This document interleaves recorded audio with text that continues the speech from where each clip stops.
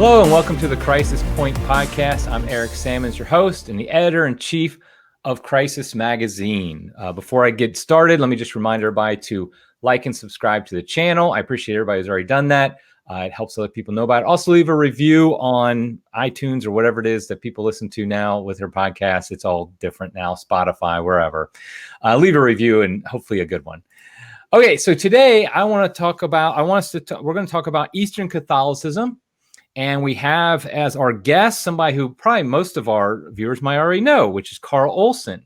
He is the editor of Catholic World Report and Ignatius Insight. By the way, everybody read Catholic World Report. It's a great magazine. Nothing against Ignatius Insight, but Catholic World Report is a go-to source for Catholics, I think. So he is the editor. He's the reason it's humming along. And both are operated by Ignatius Press, also a great organization, has published just awesome works over the years. He is also the author or co-author of several books and hundreds of articles on theology, scripture, apologetics, culture, and current events for a variety of print and online publications. You still have the article, the weekly article with Our Sunday Visitor on scripture? I did it for 3 cycles. I wrote it for 9 years, and then they kind of wisely passed on. I actually was really surprised when they actually asked me to come back for a second round. And then the third round, I was really surprised, but I did that for 9 years. I think it was from 2008 until 2017 or whatever that would be. Yeah, I remember reading that. What I do is a Catholic World Report, though, I do post some of, I think, the better ones on over the weekend for that particular Sunday or for particular feast days. So get a new life for those. And people seem to enjoy them. Very good. He's also a convert from Protestantism, and he currently attends Nativity of the Mother of God Ukrainian Catholic Church in Oregon. And I bring that up because that's obviously our topic. In fact, I think it's a little bit ironic that you've been writing, not really ironic, but that you write these meditations on the scripture readings of the Latin Novus Ordo. I was wondering you don't actually go to that mass. I was wondering if somebody was going to bring this up. It's actually pretty funny.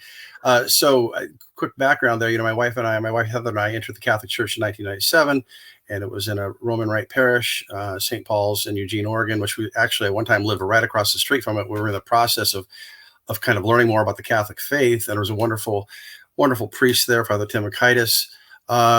And so we went through the RCIA program, which maybe the most shocking thing is that it was actually a fantastic program. It was all catechism and scripture and for, primary source documents. And then we ended up being on that RCIA team for a couple of years. Great experience, wonderful experience. And then we, through a series of events, actually through my work at that time, I was working in retail advertising. I ended up meeting Father Richard Janowitz, who's the longtime pastor at Nativity of the Mother of God.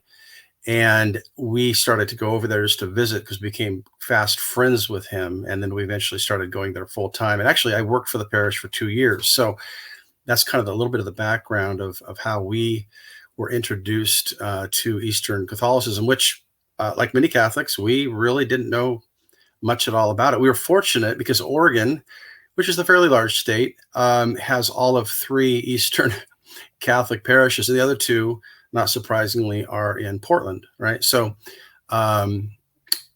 we were just fortunate to basically live 10 minutes away from this parish. And it's been really, I think, an incredible blessing to us and our family. That's great. Now, what year did you become Catholic? Went to the church in 1997. I was ready. I was really ready probably a year or even more before that. My wife, who is much wiser than me, said, I think we should, kind of take our time, really be sure about this. So she had a lot of questions. We were working through a lot of stuff. So we went through again, a great RCIA program and then Easter Vigil of 1997. So it'll be 25 years actually this coming spring. Yeah. That's awesome. Yeah. Just a few years after me.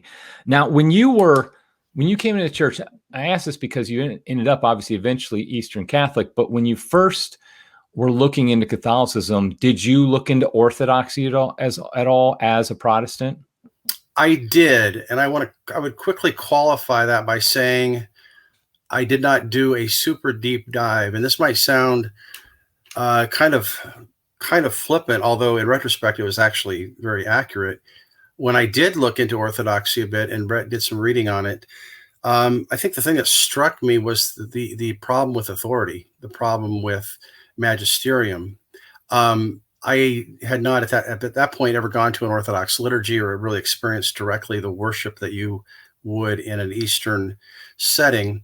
But just my reading of both history and some theology raised a lot of red flags about authority. And that was a huge issue for me, as it is for many Protestants who become Catholic. And so after doing a little, looking into that a little bit, it was one of those things where we kept coming back to the Catholic Church, and we tried to run away from it a little bit, and then just realized that these other avenues that we'd look into just were not, they were dead ends. And I think in hindsight now, having a lot more experience and knowledge, I think that was the correct, view.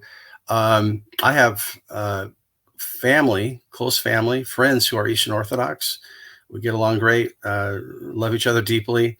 But, this is obviously the issue of authority is the one that really separates Eastern Orthodox from the Catholic Church. People will bring up other little issues, and I don't want to discount them, but I think at the end of the day, it is about magisterium and papal authority. Right. Now, let's take one quick step back, just make sure everybody who's listening or watching understands. What do we mean when we say Eastern Catholicism? What is Eastern Catholicism? Yeah, historically, of course, we look at the date 1054. That's kind of the convenient date that's put on the split between the East and the West. And obviously, it's a very complicated and long-drawn historical era and epic. And there's really a series of attempts for the East and West to reconcile in different councils, and it's incredibly involved. But over time, you had a number of particular churches, Ruthenian, Ukrainian, et cetera, who separated from their communion with Rome, with the papacy, with the Catholic Church. And then over the course of mostly the last 5 centuries or so, a number of these particular churches have come back into union with Rome. So they are fully Catholic, but they are Eastern, Coptic, Byzantine, Maronite, etc. Although I would say the Maronite, I'll get in trouble if I don't mention this, Maronite is the one Eastern church that never did leave communion with the Catholic Church. And that's kind of a point of pride, probably rightly so. Mm-hmm. But you have 23 particular churches, Eastern churches, as part of different rites of RITES, which are different ways of worshiping, of celebrating liturgy.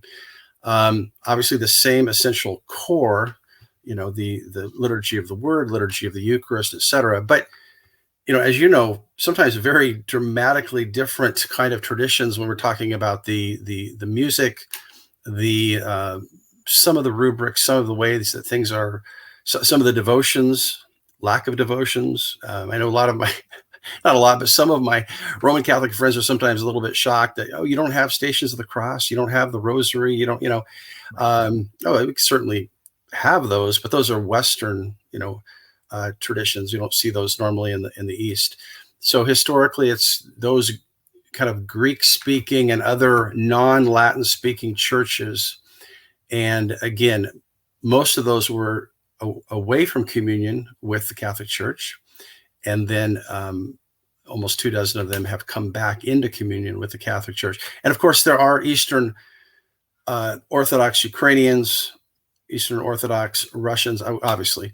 But so you have these essentially kind of split churches, right? And so it's kind of like in the East, you have a little bit of a dynamic like you see in the West with Catholicism and Protestantism, although I would be careful to take that too far, because obviously there's a lot of theological, historical differences between those two splits. Yeah, and so you said there's 20. Is it 23 Eastern? That's what I've most recently read. I know there's been some dispute. Some people say 22 or 21 or 23, right, because some of these particular churches are very, very small. Right. I'm trying to think of. I can't remember which one, but there's one that's maybe it's one of the Syrian branches. There's like 50,000 right in the world. The Ukrainian which we belong to, is the largest in the world. And I think off the top of my head, and I should know this, I think it's about 13 million. Right. I could be off a little bit, but it is the largest. Many of these are significantly smaller, 100,000, 200,000, et cetera. So, and that really only comprises about 1.5% of all Catholics in the world. So that's part of what's a lot of people don't know about Eastern Catholicism because there's no Eastern Catholics anywhere near them. Right. And so a phrase just for listeners to know is like particular churches. There is the church, the Catholic Church, which is the universal church that includes everybody who is in communion with Rome. And you have these particular churches, of which most of them are Eastern. I mean, all of them except for one. But yet the one that is the Latin, the Roman, is the one that comprises almost 99% of all Catholics are members of that. And I would imagine most people who are Catholic watching this are members of the Roman particular church. And so there's a lot of details with that, which we're not going to get too geeked up about, although we could. So when it comes to Eastern Catholicism, why do you think it's necessary to even have Eastern Catholic particular churches? Like, because there's, the idea, like right now, Pope Francis has talked about having one uniform Roman rite. Why not just have one uniform Roman rite for every single Catholic? Why should we have all these different and confusing different particular churches? Well, I feel like you're trying to sneak in a little opening of the can of worms there. Well, I'll do that later. I'll make it much more. I'll make it much less. No, it's later. It's a great question, especially in the context of the recent motu proprio. Which I think is deeply problematic. I think we agree on the real concerns. I've only been to the Extraordinary Forum of the Latin Rite a couple of times in my life, but we, Catholic World Report had a number of articles about this, and I think it's and I think the Eastern Catholic situation can maybe help, or at least shed a different light on it, maybe have people think about it a little bit different. Because here's one thing you hear, Eric, and you know this very well. People will say, well, the thing that's great about, having, say, the Extraordinary Forum or the traditional Latin Mass is you can go anywhere in the world and everybody's doing the same thing. And I always think, well, that's not necessarily true. And I think it's, I get the sentiment behind it. I kind of agree with the sentiment, but I think it's problematic in that, of course, as Eastern Catholics, it's not the case. If you go to Ukraine, you'll find Roman Rite Catholic churches there, but most of the churches are going to be Ukrainian, either Orthodox or Catholic. And to partially answer your question, why do we need this? My pastor, Father Richard Janowitz, about 2 years ago, he spent about 3 weeks to a month in Ukraine. It's interesting. He had not ever been to Ukraine. He actually himself had been raised a Roman Rite Catholic, and during his college and the seminary years began doing some research on his family, discovered that on his, I believe it was on his maternal side, that there was a long heritage of Eastern Catholicism, became very interested in it, and he became actually a Ruthenian Rite priest, and then later moved over to the Ukrainian Rite for various reasons. But he went to Ukraine, and it was very striking in talking to him a number of times about his experience there, was just how organically everything is, religion there for so many Catholics is tied up, of course, with the way they live, and it's all part of a culture. And if you were just to go in and just rip it out and say, hey, we're going to be doing just Roman or Latin Rite Catholicism, it would be bizarre, to say the least, not to mention wrong. So these are churches and rites that have developed very organically out of particular cultures. The fact that some of them very small, shouldn't negate the reality of that. I think the beauty of it, part of the beauty of Eastern Catholicism, and John Paul II was really great in talking about this. He really had a strong, placed a strong emphasis throughout his pontificate on the importance of the Eastern Catholic churches, is that it does speak to the authentic diversity within the church. That the church, we call it the Roman Catholic Church, but really it's the Catholic Church, and the Roman Rite, as you say, is the majority of it, and that's great, nothing wrong with that. But there is a real authentic diversity here, which speaks to the enculturation, the authentic enculturation, not the facile fake stuff that we see too often, that has developed organically in these different countries around the world. And of course, many of them are in Eastern Europe, in the Middle East, and so forth. We hear about our brothers and sisters in Christ in places like Iraq and so forth, who have suffered defeat, Chaldean Christians, Catholic Christians, etc. And I just think it's important that we appreciate this authentic diversity, that there are, it's all the same. We share in the same worship, but there are different ways of expressing that reflect one's authentic culture.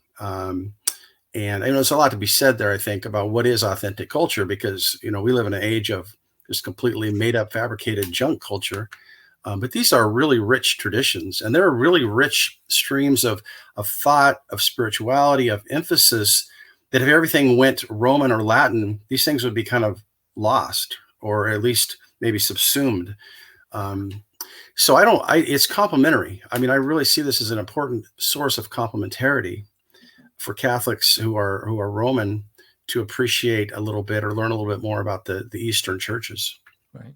And also it's important for everybody to note that the Eastern liturgies are as ancient as the traditional Latin Mass. It's not something like that was created just, 50 years ago or something like that. They literally are from the time of the apostles, just like the traditional Mass. They developed from the same time frame. Yeah, the Divine Liturgy of St. John Chrysostom, which is the liturgy celebrated in the Byzantine tradition, which is obviously the largest in terms of people, because you've got the Ukrainian, etc. As you say, it has roots that go back to the apostolic era, and St. John Chrysostom was actually involved in how a lot of that liturgy was developed. And of course, over time, it has changed. There have been revisions. I think sometimes people think, well, the Eastern liturgies, it's always been the same right from the very beginning. And that's not, entirely true. There's been these kind of organic changes, just like you've seen, in the West. I'm not a liturgy specialist, but there's a lot of, Father Robert Taft, S.J., ironically, was considered the great expert on these things. And I had the pleasure of meeting him a number of years ago and reading some of his books. And he's a great source for understanding a lot of these different Western, Eastern relationships, and especially from a liturgical standpoint. Father Robert Taft's work is very valuable. Yeah, I've read a number of his works. They are excellent. Now, I want to talk a little bit about the relationship of the Eastern Catholics with, on the one hand, the Orthodox, and on the other hand, with Roman Catholics. So let's first talk about the relation of Eastern Catholics with the Orthodox.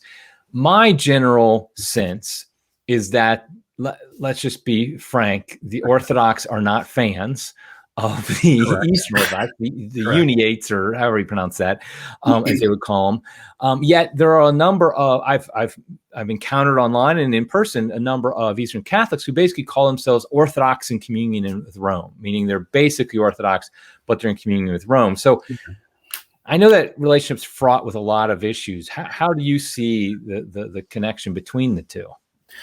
Well, I'll admit up front that in one way I've been kind of happily detached from a lot of that, just because where I live and in our parish, it's not a upfront issue a lot of the time. Now, having said that, I recall a few years ago, my wife and our 3 kids were part of a homeschool group, all Catholic, but for a variety of reasons, they were actually doing their homeschool co-op at a local Greek Orthodox church, and which is very kind of them. And excuse me, I got to meet the priest there, a very warm guy, very fun. And we're talking, and he was asking about my background and becoming Catholic and stuff. And then he said, yeah, Carl, he kind of half jokingly said, now that you've come this far, you just need to take that one, final step and enter the Orthodox Church. And I said, well, Father, thank you for the invitation. I said, now, as soon as all the Eastern Orthodox churches can have an ecumenical council, I'll seriously consider what you're, because historically knowing is just not. And I've had that conversation with another Eastern Orthodox priest who I actually got to know quite well. He actually had me come and give talks at his parish. So it's, and he is really funny because he was actually a priest of the American Orthodox Church, which some Orthodox consider to be, kind of liberal. Right. the liturgy there was fantastic. He was a great, very Orthodox priest in both senses of the word. But he said to me once, he said, we have you come give a talk. He said,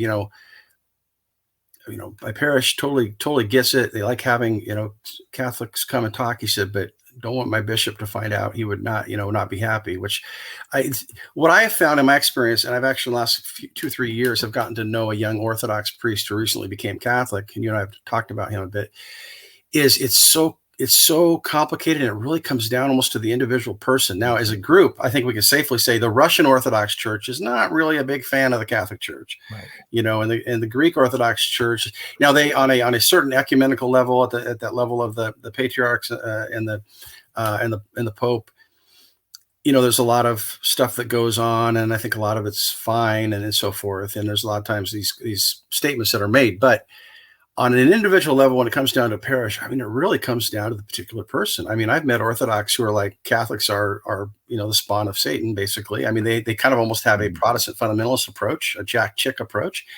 And then I've met a lot of Orthodox and no Orthodox who are just completely the opposite.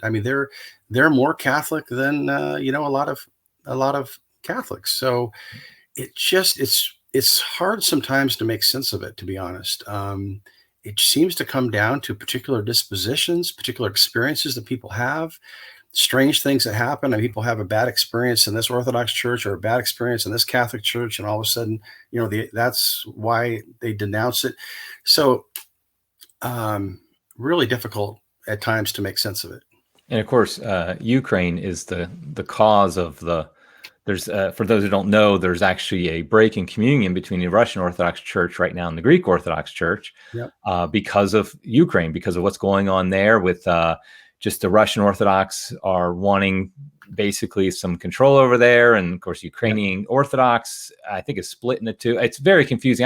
I've read articles about it, and I still can't keep up with it. I was just going to say the same thing. I've actually read a number of articles about it, and I still really confused. And I think that even people in Ukraine, in a lot of cases, are confused, and then you throw in the political aspect, right? And it becomes just almost a nightmare in a lot of cases. Yeah, and for those who don't know, the Russian Orthodox Church is by far the largest of all the Orthodox churches. So, although technically on paper the ecumenical patriarch, which is Greek Orthodox Church, is kind of the first among equals, whatever. The truth is that the most powerful patriarch in the Orthodox world is by far the patriarch of the Russian Orthodox Church. Yeah, absolutely true. I think that's absolutely correct. And it's funny because I've known non-Russian Orthodox who are very anti-Russian Orthodox. It's just it's strange. So it's kind of like the parallel to me as a former fundamentalist and former evangelical Protestant is how you meet various Protestants.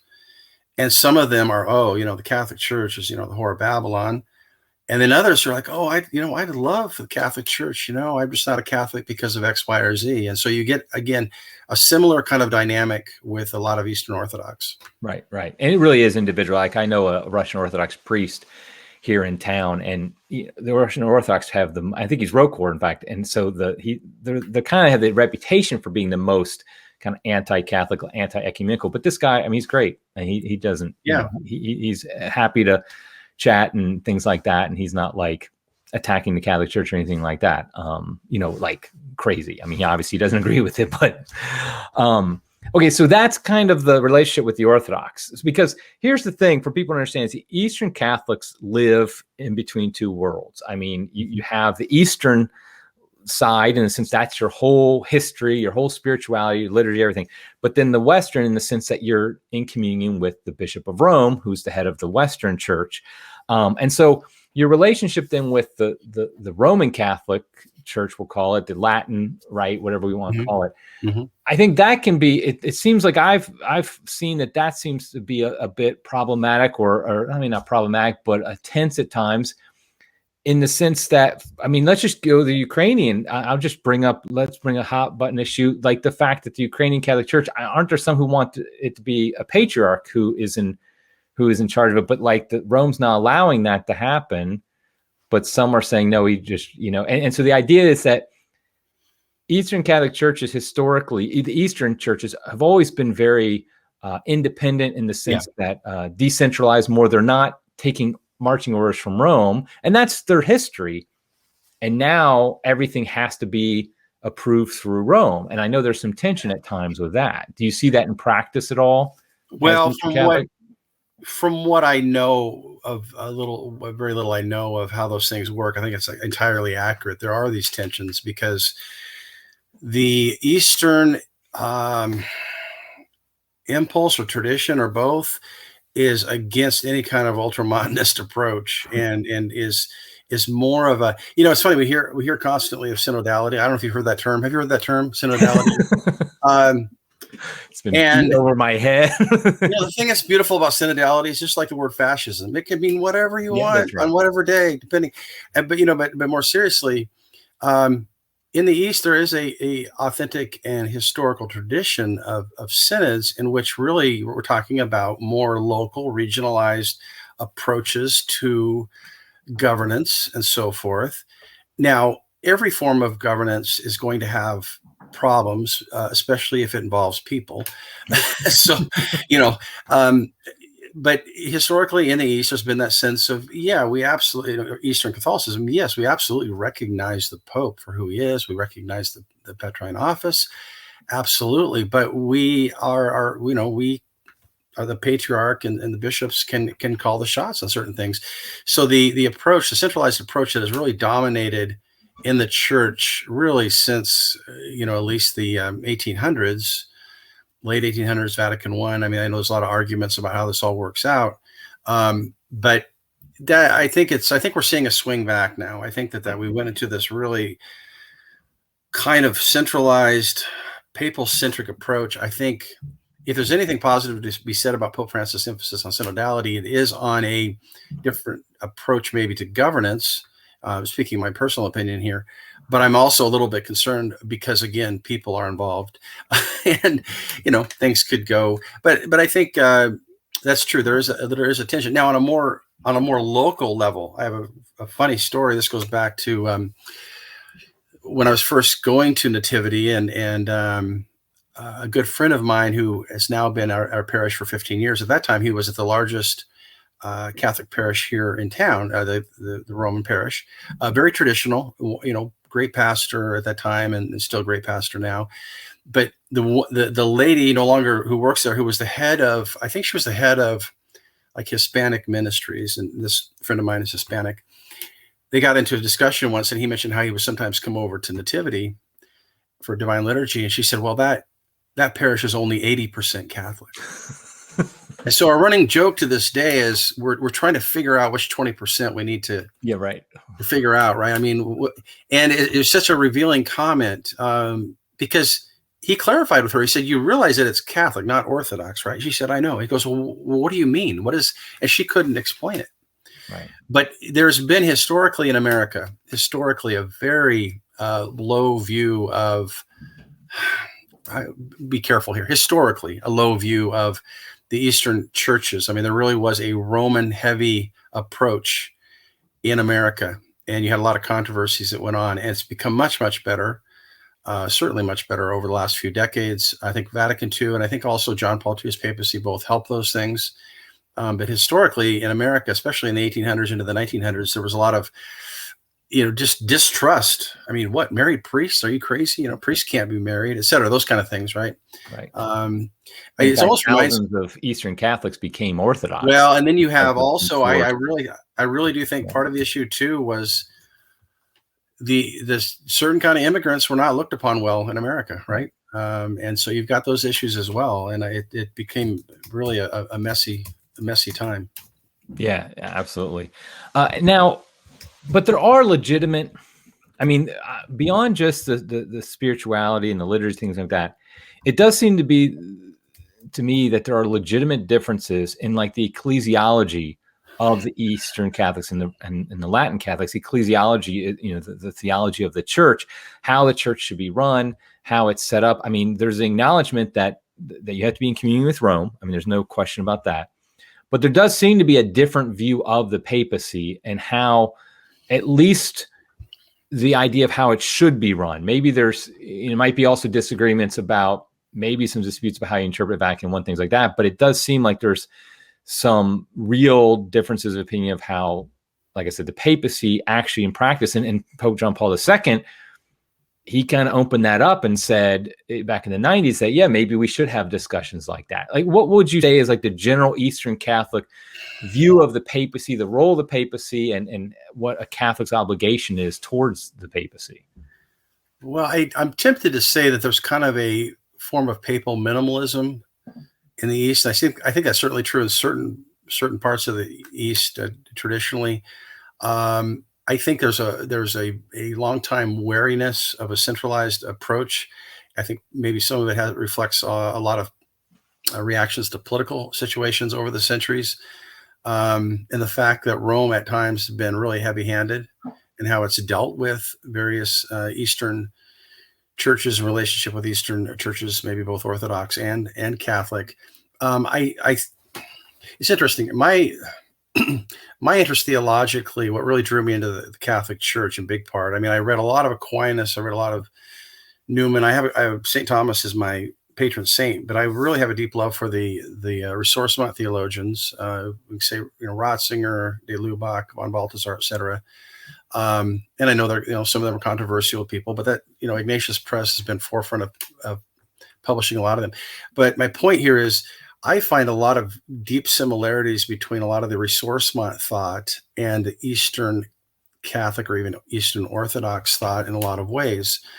And I think it's because it reflects much more a ecclesiology of communio. It's much more organic. It's kind of difficult to describe, but I think it's what Lumen Gentium was trying to get at. And I still, in my mind, Lumen Gentium that's my favorite of all the texts of Vatican II. I think it's a very deeply biblical and patristic text. And I think it tries to capture this communio element of the church, which is much more organic. And of course, it has the sections in there about the papacy and about the hierarchy and the magisterium, but it tries to do it in a much more, again, it's used the word holistic or organic, as opposed to top to bottom. Right. I think maybe that captures it best. Instead of looking at things like top to bottom, the Pope's up there, he says stuff, we receive it at the breakfast table, and here I'm being a little bit flippant, kind of obscure reference to Cardinal it's been revisited, right? But in the East, there's much more of a, hey, we're all in communion, and we recognize the authority of the Pope, but really that authority should be something that's just used in certain cases. I think that there's kind of a principle of subsidiarity here that I think is kind of ignored in the West sometimes. We talk about solidarity all the time, to the point where I don't even know if people know what solidarity is really in terms of Catholic social doctrine, but people don't know much about subsidiarity. Excuse me. And I think that the Eastern ecclesiology reflects a form of subsidiarity. It's like when we need the papacy, when we need clarification, when we need defense on particular issues, and we kind of go up the chain, so to speak, using that hierarchical language, then yes, let's appeal to the Pope. But now, I mean, how many Catholics, you and I know this, how many Catholics are like, well, as me and I go to my parish, and then there's the Pope. Right. And like there's almost no sense of, well, you've got your bishop and you have, and so I think that's one of the big differences. And I don't know how, if I, explained that well, but to me, that's what stands out. And so I think it does at times cause a little bit of attention, without a doubt. I'm sure behind closed doors, there's a lot of back and forth that goes on about this particular issue. Yeah, to use a crude analogy that's not perfect, but it's somewhat like, I live in Ohio, and do I look to Washington, D.C. for every single decision, or do I look to my town first, then I look to my state, and then maybe the federal government gets involved if it's really needed? But really, it should just stay out of the state unless it's some thing. And I think that seems to be kind of the idea here, is that Rome doesn't need to be running the day-to-day operations of these Eastern Catholic parishes, and even most, the Latin Catholic parishes, but instead it should be more localized. And I know when I brought that up myself, I hear a lot of Roman Catholics say, yeah, but now I'm going to have like Cardinal Gregory, or Cardinal, Supich, right, or something like that running it. And that's going to be a disaster. But I'm like, well, you could also live where, Bishop Strickland is, or something like that. And so it's like you said, there's problems with that arise in both methods. Yeah, I think that's important. I think that's, I was just going to say that's key, is that there's going to be particular weaknesses or strengths of both approaches. And I sympathize as having someone who's having written about Carl Olson, before his Carl Olson, when he's at Spokane, and the way that he approached things, and you compare that to his predecessor, Cardinal George, who, by the way, when my wife and I entered the Catholic Church in 1997, he was the Archbishop of Portland for 10 months. That he was on a stopping between Yakima and Chicago, and so I have kind of a deep fondness and love for him. But I get that. At the same time, if you say the same thing about a parish, I mean, you get a priest who has got issues or is doing weird stuff. It's there's going to be problems. But I think, generally speaking, I think this approach of a more subsidiary communio model is better. But to go back to your analogy, and I don't think it's actually that crude. I think it's a good analogy. This notion of where I live here in Oregon, or you in Ohio, and Washington, D.C. It's like, well, it really comes down to, as one of the founders, I forget who it was, Adams or Jefferson, I forget, talk about how it comes down to the virtue of the citizens. Right. If the citizens aren't virtuous, or to put it in Catholic, if we're not holy as disciples of Christ, why should we go, screaming to Rome if we're not the ones living our lives the way we're supposed to be? So there's going to be constant problems. Where 2 or 3 are gathered, there's going to be problems. I think that was, hesitations 2-4, whatever it was. But I just think that over the last 125 years, give or take, I think that this kind of papal-centric model, as important as it was to maybe weather certain storms of the 20th century, and as important as it was for John Paul II in many ways to kind of beef it up as he fought back against, communism and various things, I think we're now at an era where there needs to be a rethinking of how it's approached. I don't have the answers to that. If you couldn't tell, I'm a little bit cynical and leery about the whole synodality right now, because even as Cardinal Dolan recently admitted, I'm not sure what synodality is, and I don't know if Pope Francis. That was a great quote from Cardinal Dolan. But we got to keep pursuing it so we know what it is. And I'm reminded of Nancy Pelosi's famous, comment about, we don't know what's in the bill, we just have to pass it so we can, find out what's in there. Right. I get a little bit leery of this approach because it's just too hazy. I think we should be a little bit more modest, go back to some fundamentals and some basics. Right. I think everything is too grandiose right now. And we're getting a little bit, I'm getting a little bit far afield, but I think it does apply directly to this. I think there's a grounded quality to the Eastern approach that is missing at times right now in the church. I'll put it that way, where there's not a kind of direct accountability and a face-to-face. I like the fact that Pope Francis talks a lot about the face-to-face. I'm not so sure that the words are matching up to the actions. That's one of my concerns. Yeah, I get very annoyed with the synodality push because I've studied enough to know what actual synodality looks like, and this isn't it. I mean, this just looks like bureaucratic committees to me. Let's just have committees upon committees that then decide. And also, it looks like it's a democratic process. Let's try to vote on doctrine, which has never been what synodality is. That's the haziness. That's the haziness that really bothers me. At times when you listen to certain things that Pope Francis says, it's almost like he basically is saying, we just need to consider everything. It's like, well, what is that? The church doesn't consider everything. I mean, the church has a particular clear mission. It has foundational dogmatic truths it believes rooted in the reality of the resurrected Christ, etc. This isn't we're just going to kind of reboot and reinstitute things in 2021. Right. I think he's opening doors for a lot of dangerous understandings of what this process is, rather than, I think my big frustration with Pope Francis, and it's directly related to this, is that he doesn't come in with realistic, specific, concrete challenges and say, let's approach this. It's always this big, vague thing. And it's like, hey, let's just go out and shoot arrows into the fog and hope we hit a duck and we can have something to eat tonight. It's just it's a weird approach. I don't. Yeah. And you're right. It does not reflect historically, theologically, traditionally, what synods were about and how they've been conducted, especially in the Eastern churches. Does not at all. I feel like the Eastern approach limits the damage in the sense that if you get a bad pope, it's a real problem when it's a centralized and everything is running through him. Like, I mean, I repeat this often because I know most Catholics don't know this, that bishops were not all selected by the Pope until recently, like the last couple hundred years. And so if you have a bad Pope who can select every bishop in the world, you got a real big problem. Whereas if it's, yes, you could say, well, if you have a good and holy pope, then that's a good thing. Yes, that's true. But it's like everything is on this massive level. A bad pope can really do damage that just takes decades to undo. Whereas if it's a little bit more of an Eastern approach where it's like, well, yeah, you could have a bad patriarch and he could do some damage in that church, but it doesn't really touch any of the other particular churches. And so, and so if you had a situation in America, for example, where bishops are more, oh, my phone's going off in the middle of a podcast, you'd think I would have turned it off. I thought I was going to beat you to that. Yeah, exactly. I always try to make sure I turn it off, but I didn't.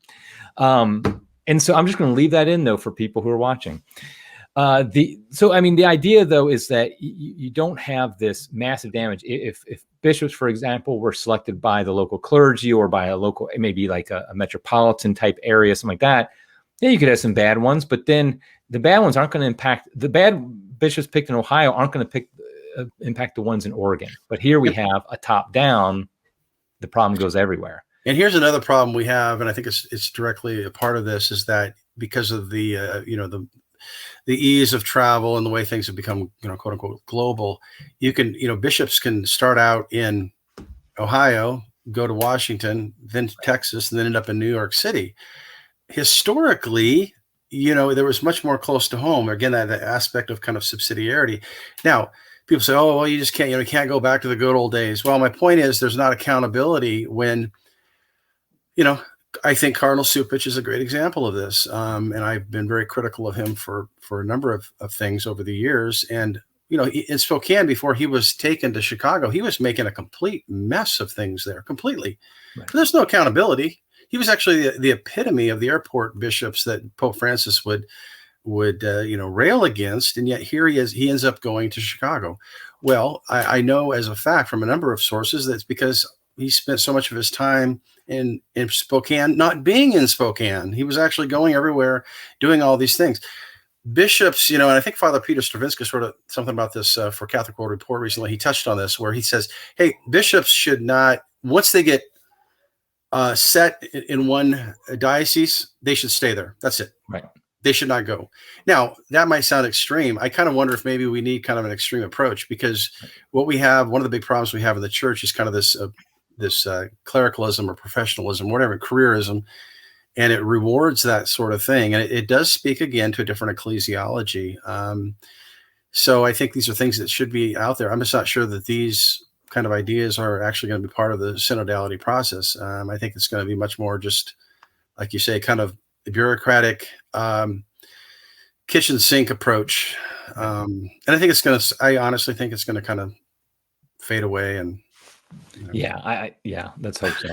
The idea of bishops, I know of bishops personally that, that they were appointed to a smaller diocese and their whole eyes were on getting to an archdiocese somewhere and being appointed there. And it's like, how is that really helping? If they know once you're appointed to this diocese, you're there for the rest of your life till you retire, at least, your focus is going to be completely different. And, but that's not really the way it works. And actually in the early church, that was the rule, that you couldn't transfer a bishop from one to another. And I think this is interesting, because it also kind of reflects on how the practice, and I don't know if this is the practice globally. You probably know this, Eric, with priests serving 5 years, whatever it is, and then they get moved. And this is kind of a common practice in the United States. Right. In most dioceses. In the East, that's not how it usually works. Like, my pastor has been at our parish since 1981. He came out and founded it as a mission. We now have, about 200, 250 people. And he's been there, since that time. He had been ordained for about a year. He served there in Cleveland, Ohio area, and then he came out and he's been here ever since. Now, people will say, wow, what if you end up with a horrible priest? Okay, well, that can happen. That kind of goes back to the different issue of, formation and choosing. Right. But I tell you, there's something, the dynamic I've seen when you have this kind of situation, and I have to say right up front, my pastor is absolutely phenomenal pastor. I mean, he's good at everything. He's very holy. He's really proven himself over the years just to be a really remarkable priest. So we're very, very fortunate. But there really is this deeply fatherly reality that we see. he's been, we know that barring, death or whatever, he's not going anywhere. Right. And I think the same thing could be applied to bishops. And I think that what you're talking about is when I first met Father Richard and we started talking, and I was a fairly young Catholic, I'd say, man, he's so critical of bishops. He seems so harsh on bishops. And I was pretty naive, even more naive than I am now. And and I recently said to him, I said, I remember how I used to think you were so critical. I said, now I think you're not critical enough. And I said, yeah, you've not really changed. I mean, you've been steady. He's had a very steady, and it's, and we have a wonderful bishop, and we've had pretty good bishops, but,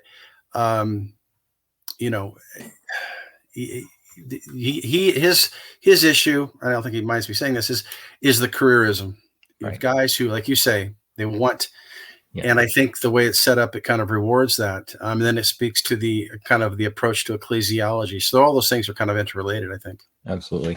One thing I want to kind of end on this note, and I want to ask, what is life like for an Eastern Catholic that is different from a Roman Catholic? Like, for example, it's very, I pray the rosary every day. It's very popular, among Catholics to pray the rosary. I read the Divine Office, which is also a Western, the Western, I know there's an office in the East, but the Western one, and all of those devotions, Stations of the Cross during Lent.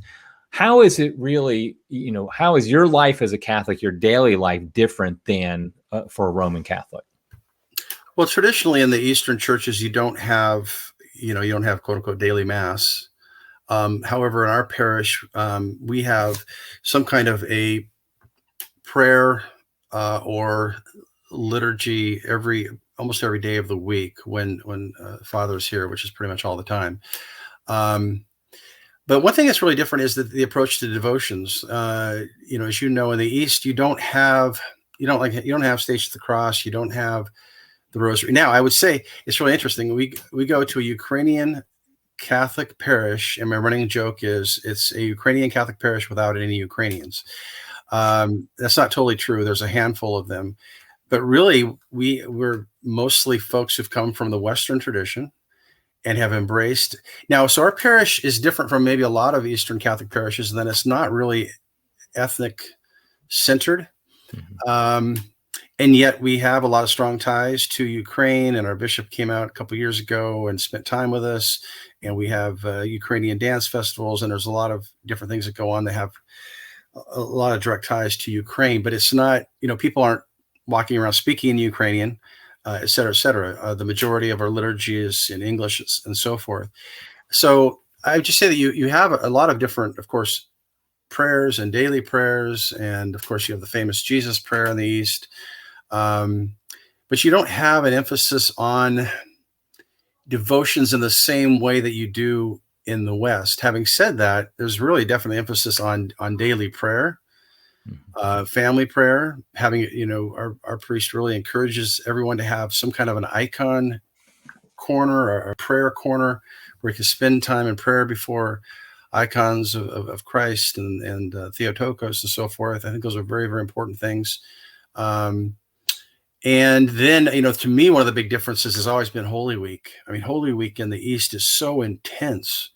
You've got about 8 different liturgies, and you have different prayers. I mean, my running joke is, it's not a joke. I would love to get some of my Protestant friends to come to me to the Friday morning. It's not a it's a prayer. I forget what it's called. I should know. Anyway, that basically Friday morning from 9 to 11:30, it's a 2.5 hour prayer in which all 4 accounts of the Gospels, the Passion accounts, are read in their entirety. So the first reading is 6 chapters from John. Wow.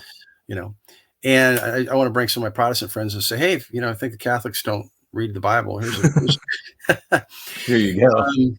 So there's a real strong emphasis on,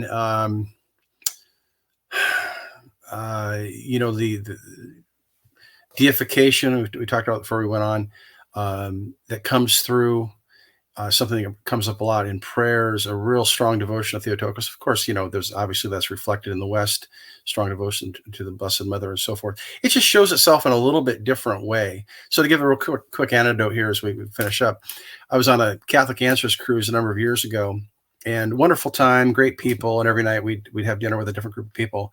And we ended up having dinner one night with about 15 people. And one of the couples were from a parish where they were very involved in 24-hour Eucharistic adoration, which I think very highly of, and I think is phenomenal, and really, would certainly be part of that if I was in a Western parish.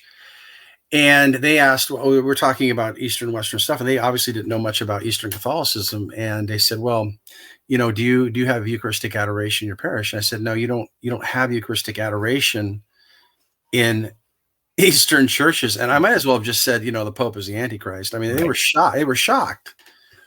And we started having this conversation. I was trying to explain, historically, Eucharistic adoration really came about as kind of a pushback against Protestant heresies coming out of the 15th century, 16th century, rather denying, the real presence, et cetera, and it developed in different ways.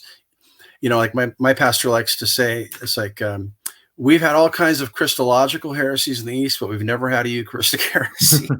It's just with kind of a smile. And that thing is, that's kind of a little bit shocking to people. But then somebody who was there, who was a Western Catholic, but had been to a number of divine liturgy, said something I thought was really interesting. They said, if you were to attend a divine liturgy in the East, you would kind of understand why you don't need to have Eucharistic adoration.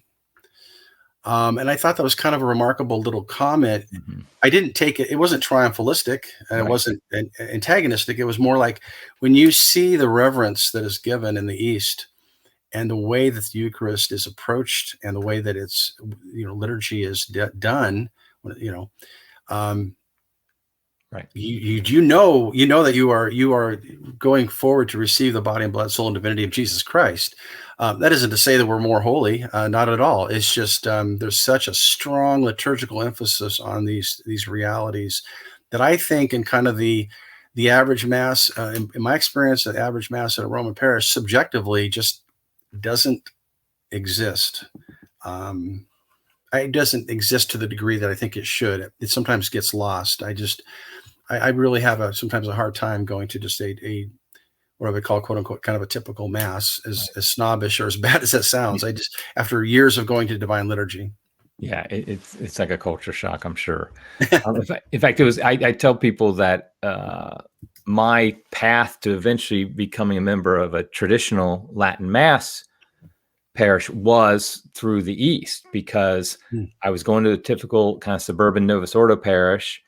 Didn't really know what I was missing, but then I would go to an Eastern Catholic parish that was nearby when I lived in a different town, and I go there somewhat regularly, and I was like, wow, this is awesome. And I'd feel a little let down when I went to the back to Novus Ordo, but my wife was like, I am Western, I'm a Roman Catholic, ain't no way she loves the East, don't get me wrong, but she's like, my parish has to be a Latin. And I was like, okay, you're the cradle Catholic, I'm the convert, I'll go along with that. That sounds fine to me. But eventually when I started going to a traditional Latin Mass, I saw the similarities with the Eastern more than I did with the Novus Ordo, because I was like, oh, wow, a lot of the reverence, a lot of the focus and stuff like that.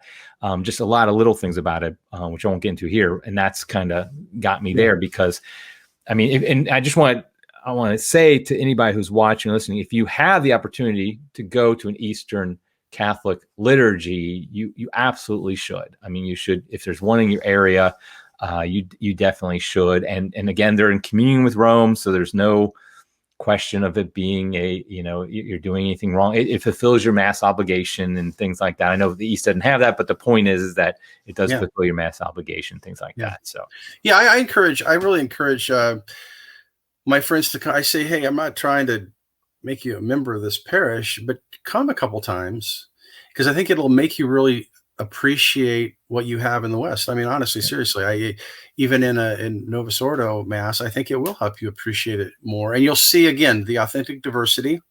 You'll see the different emphasis, but you'll see also the complementarity and how they're so closely aligned in what they're trying to do, even if there's a different approach so forth.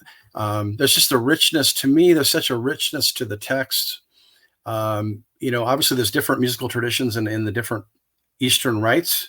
I've experienced a lot of different ones. Like you have the choir situation where you're kind of more of a bystander, observer at times. It's kind of a danger there. But in our parish, it's very much congregational singing. That's more of the Ukrainian approach, which I love, having come from a small fundamentalist church where we sang all the time. And I love that. So on a subjective level, that really appealed to me. And I think just the size of the parish for me too, for my wife and I, coming from small evangelical churches, on that kind of subjective personal level really resonated with us. And so there are definitely subjective aspects to it. Right. But it's been, again, a real blessing for us to have been part of it for all these years now. That's awesome. Well, before we go, where can people, obviously Catholic World Report, Ignatius Insight, but where can people find out about the stuff you're up to?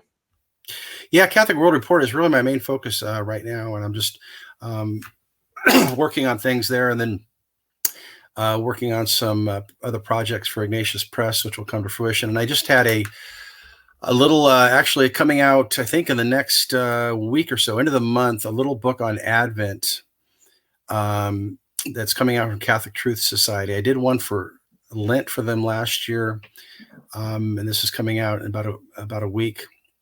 Okay. And just a reflection on the Western readings. So, somebody's going to sue me eventually for doing this.